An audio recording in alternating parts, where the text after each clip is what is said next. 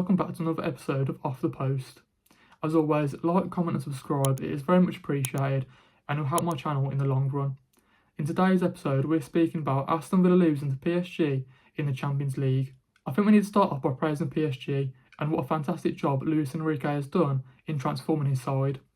From starting off with a super team with the likes of Messi, Mbappe, Neymar, to changing it to a more youthful approach, a dynamic attack and a dominant midfield. Honestly, PSG are real contenders for the Champions League now that they're through to the semi-finals and have to potentially play Arsenal or Real Madrid in the semi-finals. I feel like they could go all the way, to be honest with you. They've got a fantastic side and it was too much to handle for Aston Villa on over the two legs. But yeah, for me, one thing about PSG that were really good and a little bit unfortunate for Aston Villa were the third goal in the first leg absolutely killed the tie for me, because if Aston Villa could have gone back to Villa Park 2-1, it would have absolutely made it a lot easier for them to come back like they did in the second leg. Obviously, making it 5-4 on aggregate was so good. You know, I think as soon as John McGinn scored that second goal for Aston Villa, it absolutely changed momentum, and you could see that Aston Villa, for the first time in the whole two legs, were more dominant. But anyways, back to PSG. Let's give you some more facts about PSG just quickly. Right, so PSG are top of League One right now. They've only conceded 26 goals in the whole league, and they're currently unbeaten. So going into this two-legged affair, it was always going to be an absolutely massive task for Unai Emery's side, and they showed that Aston Villa can compete with the best, with the world's elite teams in the Champions League. I honestly do believe that. Aston Villa are only 2 or 3 players away from regularly competing in the Champions League, and obviously, hopefully, beating some of the best in years to come.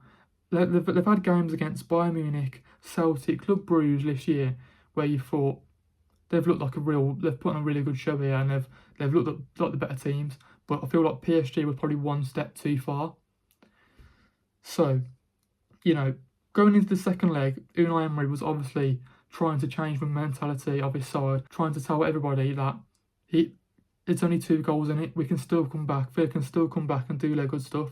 Obviously, if we look at some recent years in the Champions League, some recent comebacks in the Champions League, you had teams like Liverpool v Barcelona. Obviously, Liverpool won it 4-3 in 2019, and you had Juventus come back 3-2 against Atletico Madrid in the same year. So I was thinking that maybe Aston Villa could do the same thing. Obviously, I was thinking Aston Villa could potentially pull off an Unai Emery masterclass like he's done a few times this season against some big teams. But yeah, moving over, right, speaking about the result and key moments into the game, I just want to give you another quick stat about Unai Emery's knockout stage win rate, okay? Unai Emery has an 82% knockout stage win rate compared to Luis Enrique 80%. So he has got the edge over him in that sort of sense. But I feel like there was one game a few years ago where Unai Emery was the PSG manager, and he came up against Luis Enrique's Barcelona team, and I think at the time Unai Emery was winning 2-0 or something, and then in the second leg Luis Enrique sort of came back and he won it. So I feel like, you know, I don't know, maybe there was a little bit of a revengeance there, there was a bit of a storyline going on. Maybe Unai Emery wants to get the better of Luis Enrique, but again, I feel like, you know, you can't beat that PSG team. They've got so many world-class players in every single position on that pitch. You know, it's really good how they got rid of, you know, Messi and Mbappe and Neymar and brought in the youth players now, because they look well more balanced as a team, and I feel like they look like a real good threat for the remainder of the Champions League. I feel like they could definitely go on and win it, like I've said previously in this episode. So just let's go on to the goals now. Let's go on to obviously the first and second goal PSG scored. They scored very early on in the 10th minute, absolutely dominated the game from start to finish. PSG did. Well, in the first half at least anyway, didn't they? And it was very frustrating because that's the 10th scoring in the 10th minute was something you'd want Aston Villa to do, to bring on more momentum and whatnot. But we had to wait a little bit longer for that to happen. Obviously, in the second half, we came back out for that John McGinn goal, and he's definitely scored. But, you know, Hakimi's sort of scoring brought down on things in the stadium at least, and sort of quietened the Aston Villa fans down a little bit, and it was starting to shift. At that point it was 4-1, and then they scored to make it 5-1. You was thinking they scored again, and you was thinking 5-1, way too much now. But yeah, that first goal just quickly. Let's go over that first goal, okay? So Matty Cash is sort of caught out of position like he has been a few times in this game, but I feel like he did a better job against Kvitskavia. Definitely said his name wrong, but I'm talking about the Georgian winger. So he was caught out of position, whipped in the ball into the box. Obviously, Emi Martinez sort of didn't keep hold of the ball, and he allowed Hakimi to score past him. For me, Martinez should have done a way better job in that sort of position, because I don't understand why he's not keeping hold of the ball. Why is he parrying it into the box for an easy tap in? I don't understand that. A player of Martinez's ability, you would probably expect him to do a bit better there. So that was a bit unfortunate. And then they scored a second goal very quickly on as well from Nuno Mendes. Obviously, both fullbacks scoring goals, so they've got threats from all over the pitch, PSG. So it's such a difficult team to play against. For that second goal as well, it was a 4-on-2 situation, which is so frustrating, because how are you getting caught out that badly? It was really annoying from an Aston Villa defensive position. But they've had PSG had most of the ball. They had something like 65% possession at one point. I'm pretty sure Aston Villa only had like 35% possession the whole game, or for the majority of the game. It was basically counter-attacks after counter-attacks. That's how Aston Villa got most of their goals. But let's talk about Aston Villa goals, eh? Getting back, making it 5-4 in aggregate. Who would have thought that at the start of the game? Definitely not me, and I couldn't have believed it, because Yuri Tillemans, right? That first goal from Yuri Tillemans did get a bit lucky. I think it did get a bit of a deflection, don't get me wrong, but we sort of caught out Donnarumma, and it was great to get that goal. Then the momentum sort of started to switch a little bit, because John McGinn got a goal very quickly on as well. And I feel like that's where you started to see Aston Villa dominate the game for the first time over these two legs, because before that it was basically PSG just tapping it around, tapping it everywhere, passing side to side, through the midfield, through the defence into midfield, into the attack, playing it out wide, and Aston Villa couldn't do anything. But it was the first time we probably had like a good 15 to half an hour spell where we were completely dominant of the game. And that's how all our goals came from. Obviously, Tillemans scored, McGinn scored, and then every Konsa scored. So, McGinn getting that second goal, making it 2-2, absolutely brilliant. He sort of ran past 2 or 3 players and just took a bit of a, shot outside the box, and it shipped over Donnarumma. And now Donnarumma's made a good couple of saves in this game, so it was a little bit, I'm not going to say fortunate, but, it was a little bit lucky, like, he didn't actually save it, because I was thinking, he's a very good goalkeeper, Donnarumma. He's only, like, a world-class goalkeeper. But then again, saying that, when I rate Donnarumma, I probably write him down on the list of world-class keepers, probably, like, 6th or 7th. But still, he pulled off some fantastic saves in this game. But 2-2, I was thinking, can we get another goal? And then Marcus Rashford from that corner, right, absolutely did an absolute madness. Marcus Rashford got a nice, lovely assist, running past 2 or 3 players, passing it into the box, accurate as you like, into Ezri Konsa's path, and he sort of just slotted it home, straight past Donnarumma again. So now it was 3-2 to Aston Villa, and we were only like, 1 goal behind. It was 5-4 in aggregate, and I was thinking, is this Aston Villa's time to shine? Can we get one back? And Aston Villa had so many chances to go through on goal and actually score. Let me talk through some of the chances. I'm pretty sure Tillemans had 2 chances. He had a header that Donnarumma saved from like 5 yards out. Tillemans had a volley that got saved as well. I think he had a Konsa. He had a free kick, right? Konsa should have scored. He had a golden opportunity. It was on the plate for Konsa to score. Honestly, it was. He could have got 2 goals in this game. Mr. Consistent for Aston Villa could have made the absolute headlines in this game. But it was really unfortunate. Like he couldn't get his head onto the ball, and it just went out wide. But the massive moment in this game for me was Ian Madsen, right at the death of the game, crossed out wide from the right hand side into Ian Madsen's path, half volley, but William Pancho, the PSG centre back, was on the last line of defence. It was on the goal line, and he blocked the shot. I just couldn't believe it. Ian Madsen, right? He's had an okay season, but he could have gone absolutely crazy, and he could have made headlines as well, probably even more than Ezri Konsa could have. But yeah, I think, Aston Villa losing this game, it isn't a bad thing at all, because PSG, they're the French giants for a reason, and they're one of the best sides in Europe. So it isn't bad whatsoever. For me, I feel like, Aston Villa, they're not worlds away from continually competing in the Champions League. I feel like they're only 2 or 3 players away from guaranteeing themselves consistent Champions League spots year in, year out. Okay, for me, I reckon they need another centre-back, another right-back, and another right-winger, just because you saw in this game, it was so easy to sort of transition from our midfield, to get past our midfield into our defence, and we got caught out. The fullbacks got caught out so much. I feel like we need an upgrade in those positions, especially right back. Because don't get me wrong, Matty Cash had a better game in the second leg, but I think he's a good Premier League right back. But overall, I feel like an upgrade could be had to go to the next level for Aston Villa. So I think that's one thing that we've learned in this game. I think another thing is we've learned that we've got the squad depth to compete with any European team in the whole world. Okay, in the Premier League and in the Champions League. I'm going to go that far and make that big statement.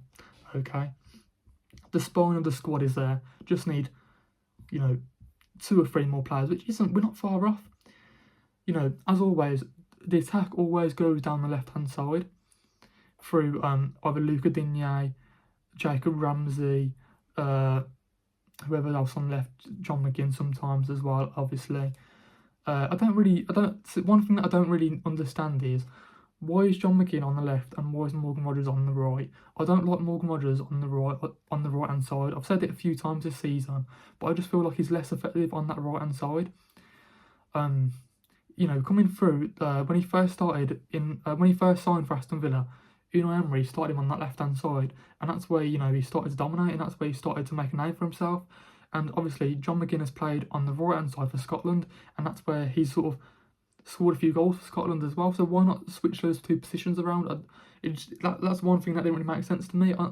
Maybe he's sort of like shoehorning Rodgers into that position because Leon Bailey isn't in the team.